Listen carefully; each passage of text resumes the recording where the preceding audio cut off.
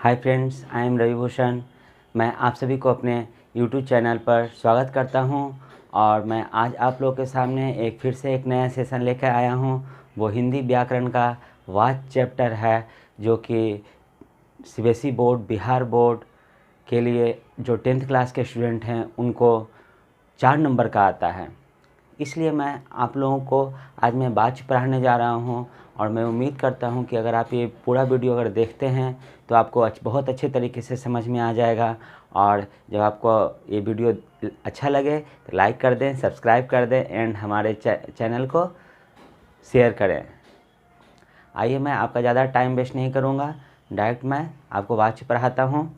पहले देखिए, मैं आपको बताता हूँ वाच कहते किसे हैं। वाच का मतलब आप नॉर्मल सोचिए, किसी चीज़ को हम वाच करते हैं, चीज़ को हम देखते हैं तो गौर से देखते हैं इसमें क्या क्या है। उसी तरह एक हिंदी व्याकरण में वाच है जो कि वाक्य को हम गौर से देखते हैं कि इस वाक्य में कर्म की प्रधानता हो रही है या कर्ता की प्रधानता हो रही है या भाव की प्रधानता हो रही है। अगर हम ऐसे देखते हैं तो उसे हम वाच्य कहते हैं। ठीक है, आइए हम आपको पहले बताते हैं कि वाच्य के कितने प्रकार होते हैं, कितने प्रकार के वाच्य होते हैं। पहला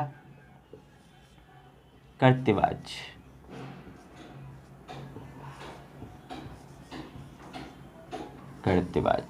ठीक है। सेकंड होता है कर्मवाच्य,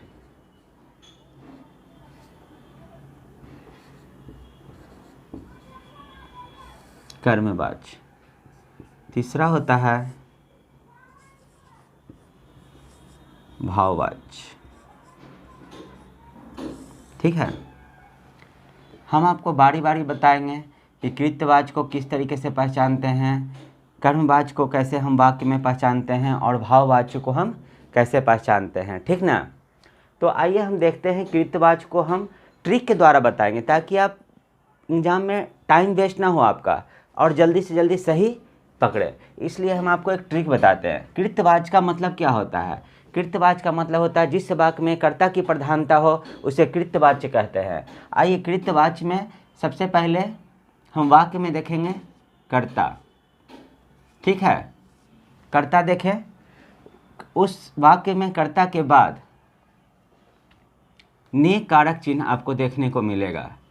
ने कारक चिन्ह देखने को मिलेगा और अगर ने नहीं मिला तो शून्य कारक चिन्ह होगा।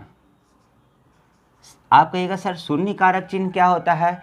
तो शून्य कारक चिन्ह कहने का मतलब होता है कि उस वाक्य में कोई भी कारक चिन्ह नहीं होगा। ठीक है, उस वाक्य में कोई भी कारक चिन्ह नहीं होगा। किसी वाक्य में पहले कर्ता होगा, कर्ता के बाद ने कारक चिन्ह होगा। अगर ने कारक चिन्ह नहीं होता है तो उसमें शून्य कारक चिन्ह होगा। अगर ये सभी उस वाक्य में पाया जाता है तो वह कौन सा वाक्य होगा? कृत्यवाच्य होगा। ठीक है, दूसरा वाक्य क्या है? यह वाक्य सकर्मक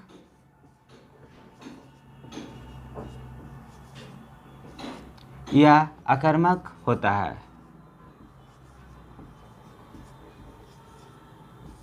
ठीक है, यह जो वाक्य होगा सकर्मक और अकर्मक कोई भी हो सकता है। कर्मवाच्य को हम देखेंगे। कर्मवाच्य का क्या ट्रिक होता है? पहले कर्मवाच्य का मतलब होता है किसी वाक्य में अगर कर्म की प्रधानता हो तो उसे क्या कहते हैं? कर्मवाच्य कहते हैं। तो आइए हम देखते हैं। लेकिन उस वाक्य में पहले क्या होगा? कर्ता होगा। कर्ता के बाद क्या होगा? के द्वारा कारक चिन्ह होगा। अगर के द्वारा कारक चिन्ह ना हो तो कर्ता निर्जीव होगा, सजीव नहीं होगा। कर्ता क्या होगा? निर्जीव होगा। ठीक है, अगर किसी वाक्य में कर्ता होगा, कर्ता के बाद अगर कारक चिन्ह के जगह कारक चिन्ह के द्वारा होगा, अगर कारक चिन्ह ना हो तो वह कर्ता निर्जीव होगा। तो वह वाक्य कौन सा वाक्य होगा? कर्मवाच्य होगा। और उससे वह वाक्य कैसा वाक्य होगा? सकर्मक वाक्य होगा। कैसा वाक्य होगा जी? सकर्मक वाक्य होगा। आप अच्छे तरीके से समझ रहे होंगे कि हम कैसे पहचानेंगे। ठीक है, अब आइए जानते हैं भाववाच्य किसे कहते हैं। अगर किसी वाक्य में भाव की प्रधानता हो, भाव के साथ साथ कर्म की भी प्रधानता हो तो उसे क्या कहते हैं? भाववाच्य कहते हैं।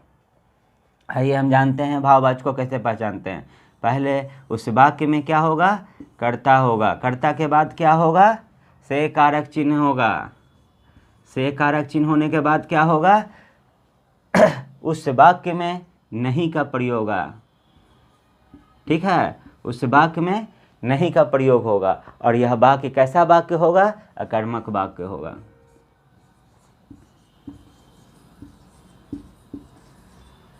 वह वाक्य कैसा वाक्य होगा, अकर्मक वाक्य होगा। अब आप अच्छे तरीके से समझ गए होंगे कृत्यवाचक को हम कैसे पहचानेंगे, कर्मवाचक को कैसे पहचानेंगे, भाववाचक को कैसे पहचानेंगे। ठीक है, कहिएगा सर यह कर्मक और सकर्मक क्या है। तो जानते हैं सकर्मक किसे कहते हैं, सकर्मक किसे कहते हैं और अकर्मक किसे कहते हैं। देखिए सकर्मक का मतलब होता है क्या, कर्म, कर्म देख रहे हैं, कर्म का मतलब कर्म, और आगे अगर स लग रहा है मतलब कि पॉजिटिव साइन दिख रहा है। अगर किसी वाक्य में कर्म की प्रधानता हो तो वह कौन सा वाक्य होगा, सकर्मक वाक्य होगा। और अगर किसी वाक्य में कर्म की प्रधानता नहीं हो तो वह कौन सा वाक्य होगा, कौन सा वाक्य होगा, अकर्मक वाक्य होगा। ठीक है, आप समझ गए। आइए हम आपको बारी बारी समझाते हैं, एग्जाम्पल देके कृत्यवाचक का एग्जाम्पल किस तरीके से आपके सामने आएगा, कर्मवाचक का कैसे होगा और भाववाचक का होगा कैसे। अभी तो हम आपको ट्रिक बताएं और अब हम आपको एग्जाम्पल के द्वारा समझाएंगे कि किस प्रकार समझ आपको क्वेश्चन आएगा एग्जाम में।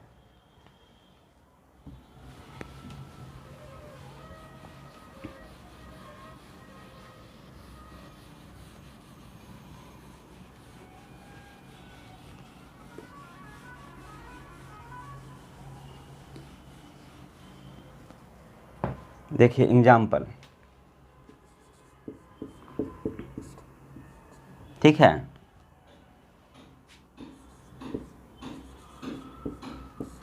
राधा ने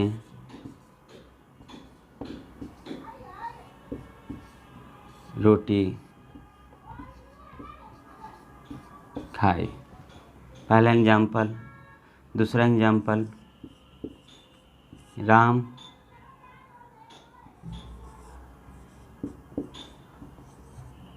पुस्तक पढ़ता है। तीसरा एग्जाम्पल,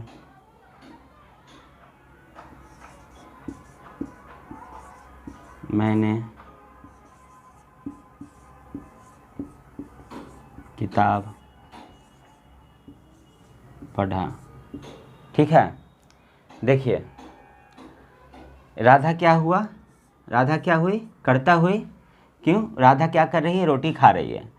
तो इसके बगल में ये क्या आया, ने कारक चिन्ह आया। क्या आया, कारक चिन्ह आया। ये क्या हुआ, कर्ता हुआ, कर्ता प्लस ने कारक चिन्ह। देखिए कृत्यवाचक हो गया ना। देखिए राम पुस्तक पढ़ रहा है, राम क्या है, यह एक सजीव प्राणी है। इसके आगे बाद में कोई कारक चिन्ह है नहीं है, तो यह क्या है, शून्य कारक चिन्ह हुआ। तो यह क्या हुआ, कृत्यवाचक हुआ।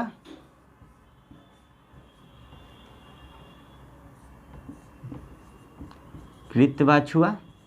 देखिए तीसरा एग्जाम्पल में मैंने क्या है, मैं खुद के बारे में बोल रहे हैं, मैं किताब पढ़ रहा हूँ। तो इसके बगल में कोई कारक चिन्ह नहीं है, तो यह कौन सा है, कृत्यवाचक है, कर्तृवाचक है। ठीक है, तो आप लोग समझ गए होंगे कि कृत्यवाचक का एग्जाम किस तरीके से आएगा तो हम पहचानेंगे। आइए अब हम जानते हैं सेकंड कर्मवाचक के बारे में।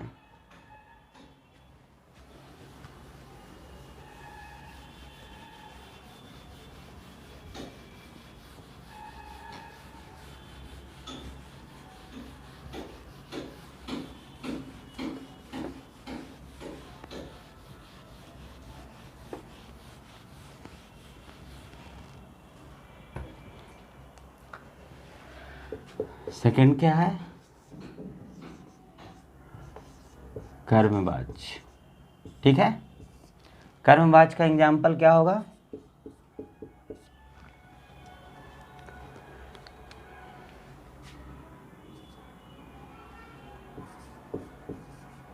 राम के द्वारा आम खाया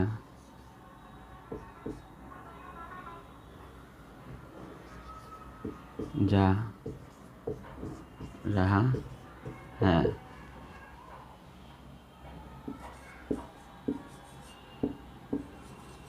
सड़क बन रही है। पतंग उड़ रहा है। ठीक है, देखिए एग्जाम्पल हम देख रहे हैं, पहला, दूसरा, तीसरा। ठीक है, राम के द्वारा आम खाया जा रहा है। राम क्या यहाँ पर है? करता है। ठीक है, के द्वारा क्या है? कारक चिन्ह है।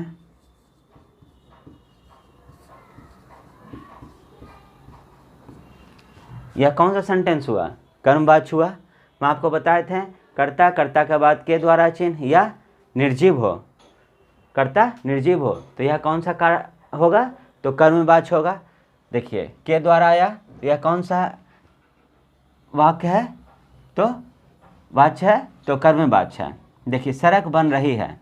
देखिए सड़क क्या है? एक निर्जीव चीज है,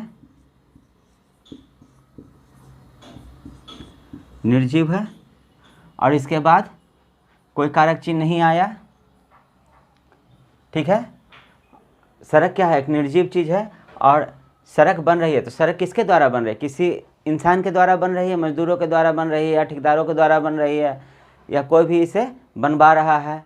ठीक है, तो मतलब कि किसी के द्वारा सड़क बन रही है, मतलब कि के द्वारा यहाँ पर छिपा हुआ है, तो यह कौन सा सेंटेंस हुआ?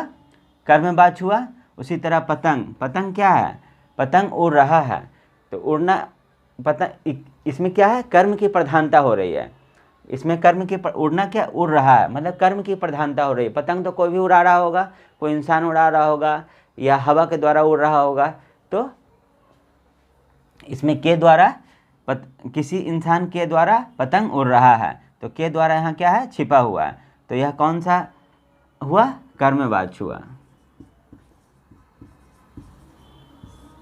ठीक है, आइए अब हम जानते हैं भाववाच्य का एग्जाम्पल क्या होता है।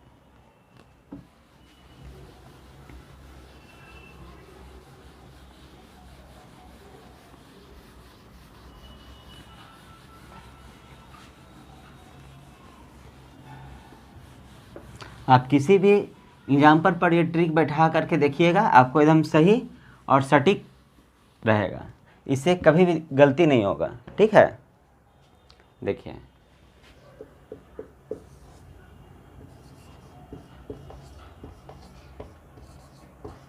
भाववाच्य। ठीक है, भाववाच्य का एग्जाम्पल देखते हैं।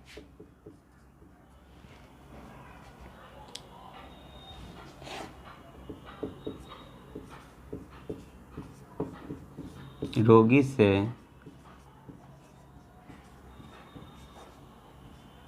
बैठा नहीं जा रहा है। देखिए रोगी से बैठा नहीं जा रहा है, ये क्या है? करता है। ठीक है, से क्या आया? कारक चिन्ह आया, कारक आया। ठीक है, दूसरा एग्जाम्पल देखिए।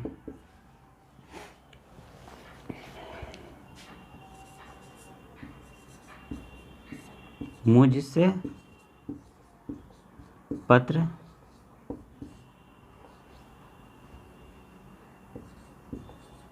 लिखा